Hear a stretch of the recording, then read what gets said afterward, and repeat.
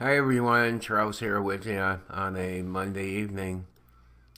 Well, this is a post about Father Rosica, who headed up the Salt Plus Light ministry in Canada, a ministry that is pro LGBT, and they make no bones about it. They have an agenda, a gay agenda that they're pushing forward. So I think this post shows you that what is considered right by these people, is a sort of a floating situation ethics kind of thing.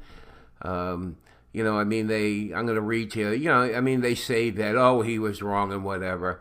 However, we still want him. We still back him. All right, so I'll read some of this to you here. Canada's Salt Plus Light TV is pledging support for CEO Father Thomas Rosica. Writing on behalf of Salt Plus Light Catholic Media Foundation's directors on Friday, Board Chair Tony Galliano issued a public statement backing Rosica.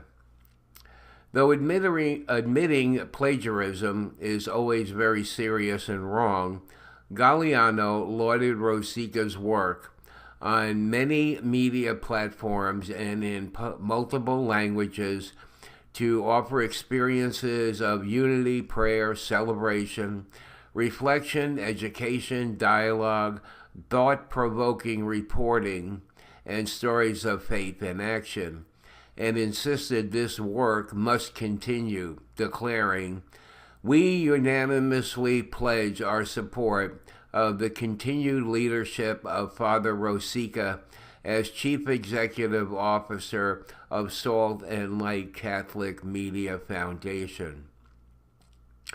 Well, Church Militant contacted them wanting to have some questions answered, and, they just got to run around.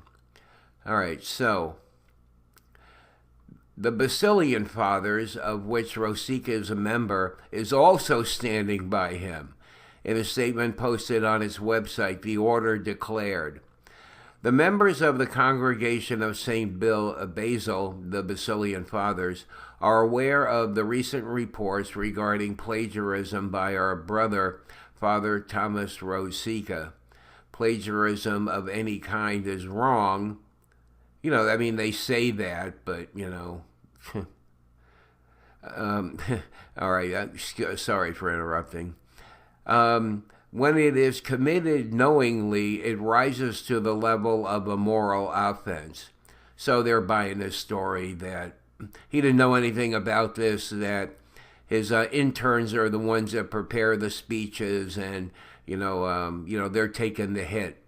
It's their fault. Never did he notice that any of his speeches seemed to have familiar phrases and paragraphs that had been taken from other places. That's pretty hard stretch of the imagination to actually imagine that. But, theoretically it could be true, but, he is the head. He has to take responsibility, He should know what his interns are writing and where they're getting their material from, and, anyway.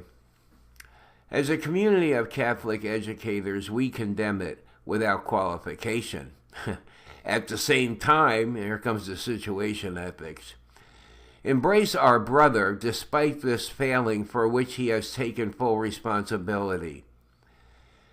Well, he hasn't taken full responsibility, With him, we apologize to those who have been offended by the misuse of their literary gifts. All right, so, they're putting the blame on the interns is really what's going on here. So, I don't know, maybe they believe that he really didn't know anything about this. Maybe that's what all this is about. You know, I mean, if you're supervising someone that's writing your speeches, I think, you know, it's your responsibility to, know what they're doing, know where they're getting their material from. It's just hard to imagine that he didn't know anything about this, you know. But maybe some people are buying the story. Well, critics are calling both statements a whitewash, observing that Rosica's plagiarism stretches back more than 30 years. It's hard to imagine. They also note that in acknowledging wrongdoing, the disgraced priest tried to shift some of the blame onto the interns. Well, yeah. Though Salt plus Light and the Basilians remain committed to Rosica's leadership, he is taking a growing number of hits elsewhere. He had to step down from a college, and, there's more to the article, but, this is a bunch of baloney as far as I'm concerned, I mean, he should just man up and say, hey, it's my responsibility to know where the material was coming from. I mean, it's amazing he got away with this for 30 years. It's my responsibility, and, my credibility has been damaged. I'm guilty. But I mean, if he's going to say that, I don't know if he came right out and said that he didn't know anything about it. I think he did. I think I read a post about that, that he was unaware of this, and that's how the whole intern thing came up about, well, I don't write my own speeches, the interns do, and, well, anyway, you make of it what it is, it's, no matter which way you look at it, it's, it stinks, and, it stinks of sin, I mean, even if you didn't know anything, the interns are sinning by doing, this is a Catholic agency who has interns committing sin, plagiarism, now, not that the same ones were there. You wonder how many interns there were over a 30-year period and how many of them actually committed this sin. And then what? They go to confession and say, I'm plagiarizing a priest's speech, and he gets up.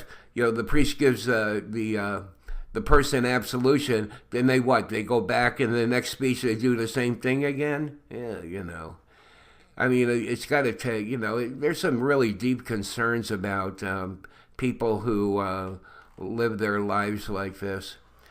Anyway, okay, well, that's enough of me, and we'll talk to you again soon. Bye.